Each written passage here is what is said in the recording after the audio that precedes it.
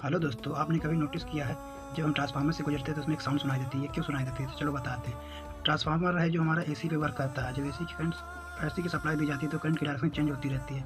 Positive half cycle में जब supply दी जाती है तो ऑल मैग्नेटिक डाइपोल एक डायरेक्शन में अलाइनमेंट हो जाते हैं। जैसे ही करंट की डायरेक्शन चेंज होती है तो all magnetic dipole opposite side में अलाइनमेंट हो जाते हैं, जिससे यह क्रिया एक साइकिल में 2 बार होती रहती है। जैसे एक साइकिल में 2 बार मैग्नेटिक अलाइनमेंट्स की डायरेक्शन चेंज होती रहती है, जिससे मैग्नेटिक मटेरियल में कॉन्ट्रैक्शन एक्सपेंशन होता है। इसी वजह से उसमें एक मैकेनिकल वाइब्रेशन प्रोड्यूस होता है, जिसे हार्मिंग साउंड कहते हैं। जब लोड का मान बढ़ जाता है तो करंट की रिक्वायरमेंट भी बढ़ जाती है, तो वाइंडिंग में एक मैग्नेटिक फ्लूइड क्रिएट हो जाता है।